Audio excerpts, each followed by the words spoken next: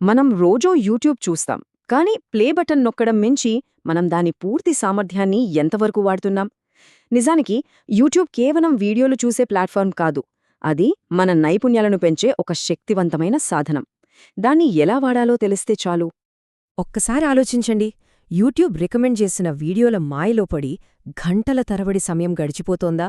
లేదా మీకు కావలసిన దాన్ని మీకు కావలసినప్పుడే మీ కంట్రోల్లో చూస్తున్నారా? సరే, ఇకపై అలా జరగకూడదు. ఈ వివరణలో మన లక్ష్యం ఒక్కటే: యూట్యూబ్లో ఒక సాధారణ వీక్షకుడి నుంచి కంట్రోల్ మొత్తం తన చేతుల్లో ఉంచుకునే ఒక పవర్ యూజర్గా మారడం. ఈ ప్రయాణాన్ని మనం 4 భాగాలుగా చూద్దాం. ఫస్ట్, ప్లేయర్ని ఎలా కంట్రోల్ చేయాలో చూద్దాం. తర్వాత మనకు కావలసినవి ఫాస్ట్గా ఎలా వెతకాలో నేర్చుకుందాం. ఆ తర్వాత మన కంటెంట్ని ఎలా ఆర్గనైజ్ చేసుకోవాలో, ఫైనల్గా మనకు పర్ఫెక్ట్గా సూట్ అయ్యే యూట్యూబ్ ఎన్విరాన్మెంట్ని ఎలా క్రియేట్ చేసుకోవాలో చూద్దాం. పదండి, మొదలు పెడదాం. సరే, మొదలు పెడదాం. మన యూట్యూబ్ ప్రయాణంలో అసలు కంట్రోల్ ఇక్కడే మొదలవుతుంది. అదే ప్లేయర్ కంట్రోల్స్ని మాస్టర్ చేయడం. ఒకప్పుడు ఎలా ఉండేది? వీడియోలో ఏదన్నా స్పెసిఫిక్ పార్ట్కి వెళ్లాలంటే మౌస్తో ఆ టైమ్లైన్ మీద అటూ ఇటూ వెతకడం చాలా చిరాగ్గా ఉండేది కదా. కానీ ఇప్పుడు అలా కాదు. ప్రొఫెషనల్ వీడియో ఎడిటర్లలాగా కంట్రోల్ మొత్తం మన చేతుల్లోకి తెచ్చుకోవచ్చు, సింపుల్ కీబోర్డ్ షార్ట్కట్లతో. ఇవి చాలా బేసిక్ కానీ చాలా పవర్ఫుల్ షార్ట్కట్స్. చూడండి, జే నొక్కితే 10 సెకండ్లు వెనక్కి వెళ్తాం, ఎల్ నొక్కితే ముందుకి, కే గాని స్పేస్ బార్ గాని నొక్కితే ప్లే లేదా పాజ్ అవుతుంది. సింపుల్.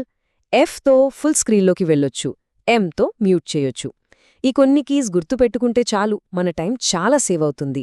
ఇంకాస్త డీప్గా ప్రెసిషన్ కంట్రోల్ కావాలనుకుంటే వీడియోను పాజ్ చేసి డాట్ కీ నొక్కితే ఫ్రేమ్ బై ఫ్రేమ్ ముందుకు వెళ్తుంది, కామా నొక్కితే వెనక్కి. ఏదైనా ట్యుటోరియల్ చూస్తున్నప్పుడు ఇది చాలా ఉపయోగపడుతుంది. ఇక షిఫ్ట్తో పాటు గ్రేటర్ దాన్ లేదా లెస్ దాన్ సింబల్స్ వాడితే స్పీడ్ పెంచుకోవచ్చు, తగ్గించుకోవచ్చు. ఇంకా 0 నుంచి 9 వరకు నెంబర్లున్నాయి కదా, అవి నొక్కితే వీడియోలో ఆ పర్సెంటేజ్ దగ్గరికి వెంటనే జంప్ అయిపోవచ్చు. మనందరికీ ఈ ఎక్స్పీరియన్స్ ఉండే ఉంటుంది.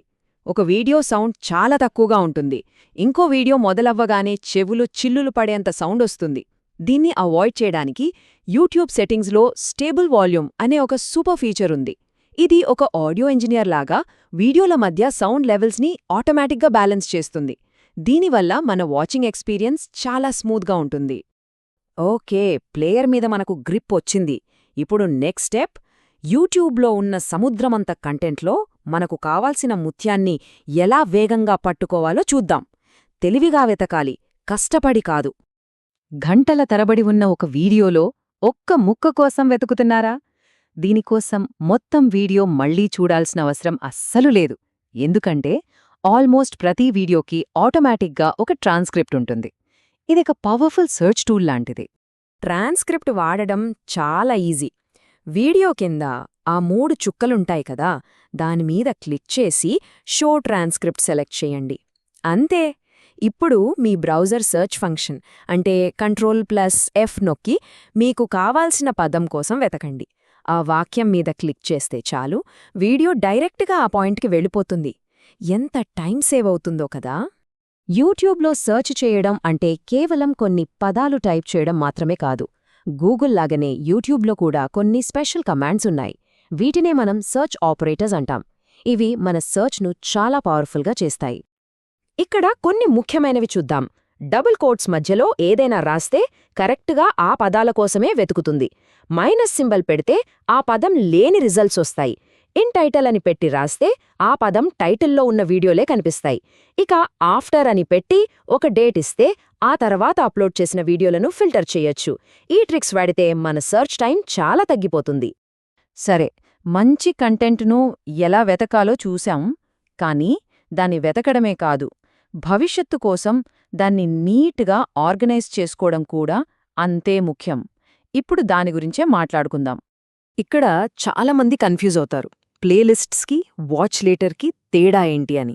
చూడండి, ప్లేలిస్ట్స్ అంటే మీ పర్సనల్ లైబ్రరీలో బుక్ షెల్ఫ్స్ లాంటివి. ఒక టాపిక్ మీద వీడియోలన్నింటినీ ఒకచోట ఒక ఆర్డర్లో పెట్టుకోవడానికి. ఉదాహరణకి ఒక ఆన్లైన్ కోర్స్ వీడియోలు. అదే వాచ్ లేటర్ అయితే ఒక టెంపరరీ లిస్ట్ లాంటిది. ఈ వీడియో బావుంది, తర్వాత కాస్త ఫ్రీ టైంలో చూస్తాను అనుకున్నప్పుడు దాన్ని వాడాలి.